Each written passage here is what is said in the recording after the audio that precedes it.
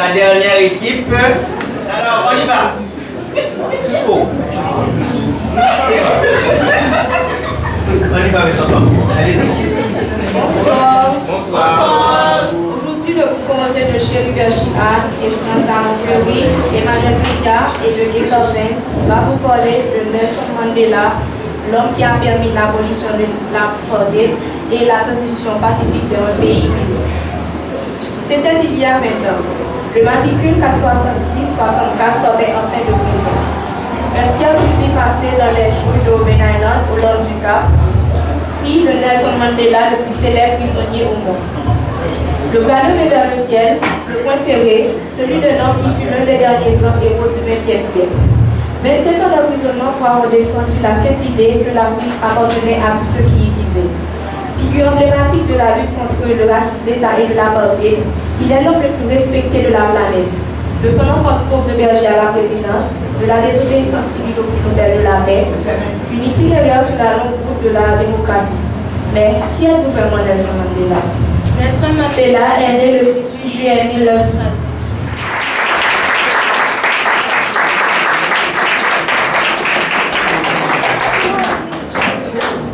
J'ai eu beaucoup d'émotion dans ces paroles où elle semblait s'adresser à Mandela. Je pense que c'est quelque chose d'extraordinaire que plusieurs années après sa mort, en 2022, de jeunes élèves encore parlent de lui, parlent de ce qu'il a fait. Et je crois que c'est quelque chose de touchant et d'inspirant. Voilà, félicitations mes enfants. Je ne sais pas s'il y a une intervention. Alors, Belitza. Belitza, est-ce que vous pouvez expliquer cette phrase où vous avez dit que la expliquer la phrase où vous avez dit que la politique découle d'une nazie. La politique découle d'une doctrine nazie. D'une doctrine nazie. Cette phrase veut dire que, comme la doctrine nazie classait la race allemande au-dessus de toutes les races, l'apartheid classe la race blanche au-dessus de la race noire.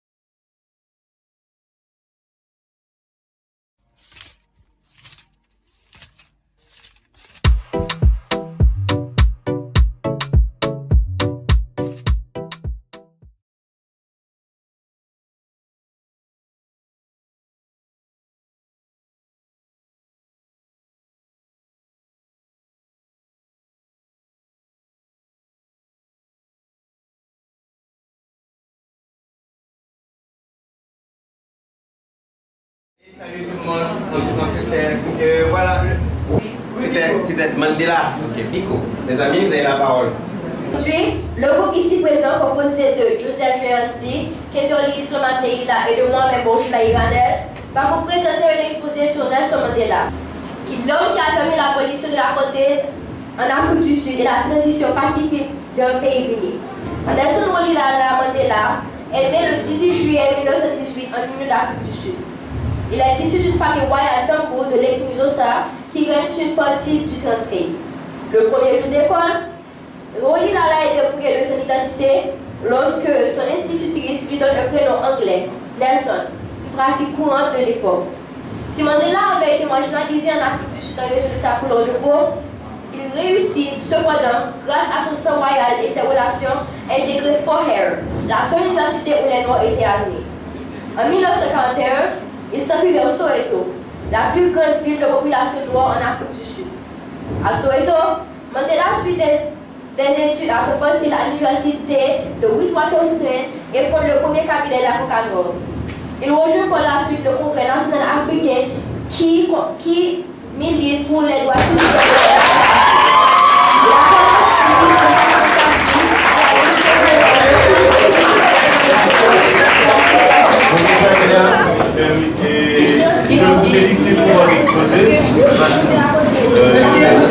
Je vous félicite pour votre exposé. C'est vraiment bien. Mais cependant, je veux poser une question. Est-ce que quelque part, Nelson Mandela ne s'est pas inspiré du mouvement de Mahatma Gandhi en Inde? Parce que les deux ont utilisé la non-violence. Oui, Nelson Mandela s'est inspiré de Gandhi parce qu'à un moment, il voulait montrer que les Noirs pouvaient se défendre, lutter sans pourtant utiliser la violence. Donc voilà, merci tout le monde, applaudissez. Dynamique, obsédé par sa survie en tant que nation distincte. À travers le pays, les Noirs sont tenus de se munir d'une pièce d'identité à tout moment et de la présenter pour accéder à des zones réservées aux Blancs. Ils sont obligés de vivre dans des régions strictement noires et les relations interraciales sont formellement interdites. Les Noirs ont même été rayés des listes électorales, puis totalement privés de leurs droits. En 1943, Nelson Mandela rejoint le Congrès national africain ANC et propose des idées non violentes pour lutter contre l'apartheid. Il organise des manifestations pour dénoncer les lois racistes, mais le gouvernement refuse et met en place un système encore plus dur contre les Noirs. Face à cette politique, Nelson Mandela se lance alors dans la lutte armée. Il crée un mouvement qui baptise le glaive de la nation, ce qui met encore plus en colère les dirigeants du Sud-Africain. En 1962, Mandela se fait emprisonner à la suite d'une manifestation. Il y restera 27 ans. Ces conditions sont très difficiles. Il ne peut recevoir qu'une lettre tous les 6 mois et très peu de visites. Les condamnés au travail forcé et doit se laver avec l'eau de mer froide. Quand on lui propose de renoncer à la lutte armée contre l'apartheid en échange de sa libération, il refuse en disant que seuls les hommes libres sont en mesure de négocier. Derrière les barreaux, Nelson Mandela devient le symbole de la lutte contre l'injustice de son pays un peu partout dans le monde. Le combat de Mandela pousse les habitants du pays à se révolter. Le 16 juin 1976, à Soweto, une ville très pauvre d'Afrique du Sud, des écoliers et des professeurs se préparent à manifester, à protester contre l'introduction de l'Africaine comme langue officielle d'enseignement à égalité en anglais dans les écoles locales.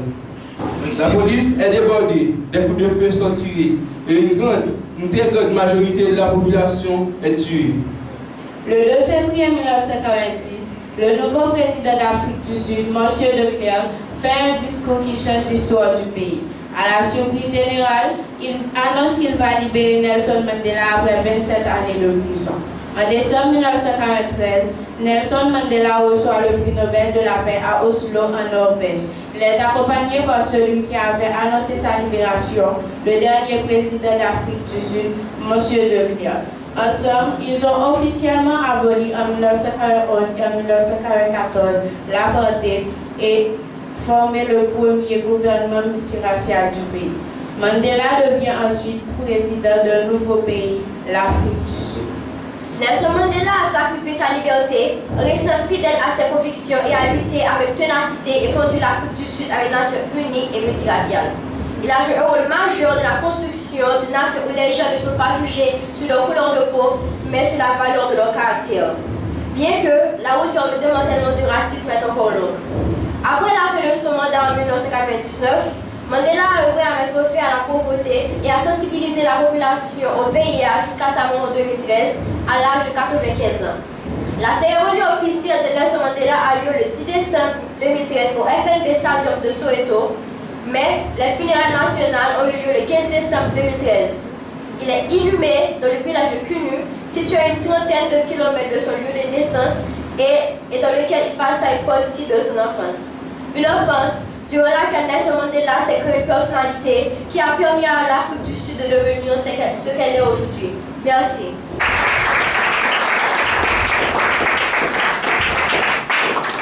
Je ne sais pas comment votre professeur a pu réaliser cette performance, mais c'est vraiment les enfants qui ont eu. Jamais on a eu l'impression qu'on revoyait les mêmes choses. Il y a peut-être une citation qui revient souvent, mais à chaque fois on sent un angle différent, à chaque fois on apprend quelque chose de différent sur les personnages. Donc, parce que j'ai fait les TPA sous forme de TPE. Je leur ai donné le sujet. À la rigueur, j'ai aidé à préparer les plans, j'ai corrigé les plans, mais ils ont fait leur recherche eux-mêmes. Ok. Alors, maintenant c'est qui est-ce qui a des questions? Est-ce que vous aviez bien dit que Steve Biko a combattu contre l'ANC? Alors, je voulais savoir pourquoi il a été juste parce que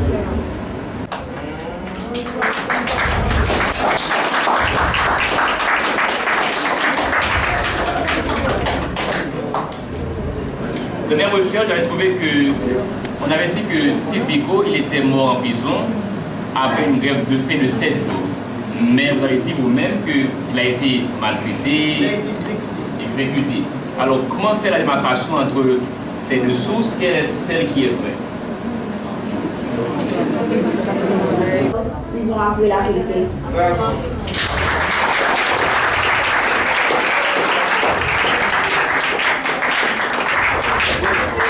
C'était une bonne question du professeur qui demandait justement comment faire quand il y a plusieurs sources d'informations comme ça. C'est très important.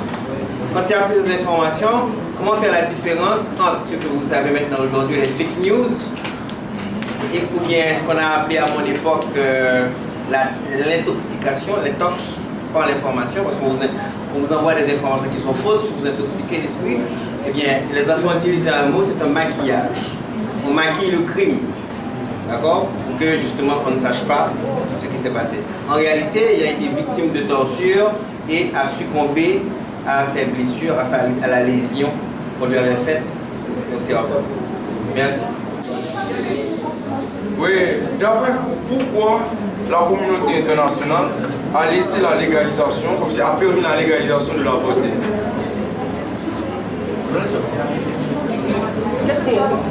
Pourquoi la communauté?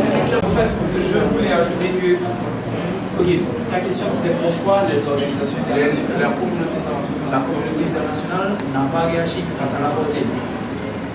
Non, ils ont réagi. Est-ce que tu peux parler plus fort, s'il te plaît? Ils ont réagi face à l'avortement parce que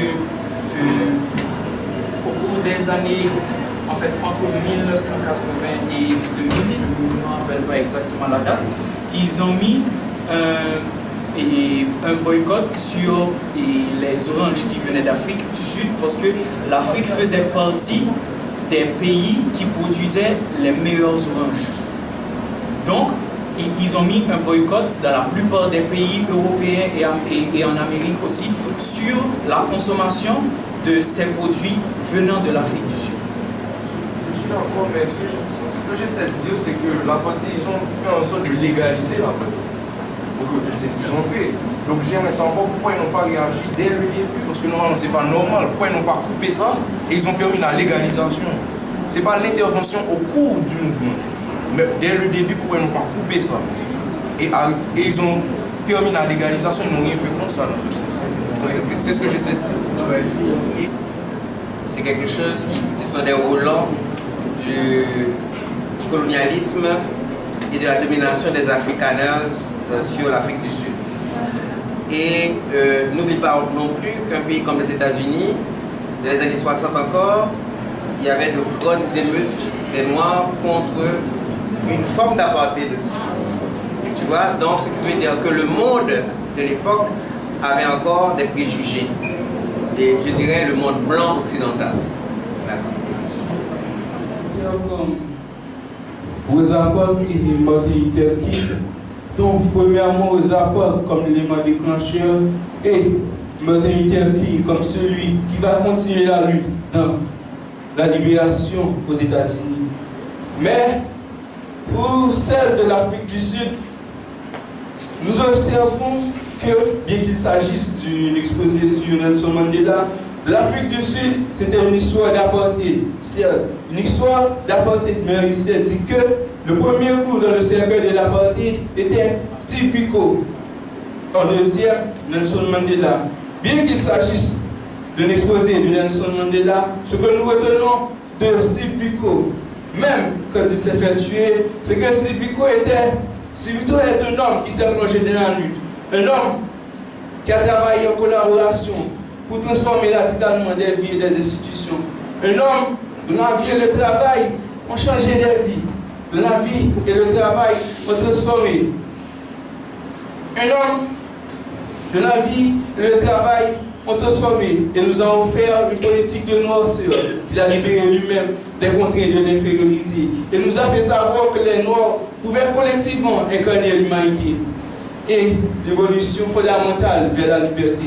À ceci, la noirceur devrait être imaginée et reconstruite dans le processus même de la lutte collective. Comme Mandela l'a dit de Steve Biko, il était celle qui a allumé un feu de veille à travers l'Afrique du Sud. Son message aux jeunes et aux étudiants noirs est simple et clair. Le noir est beau, soyez fiers de l'être.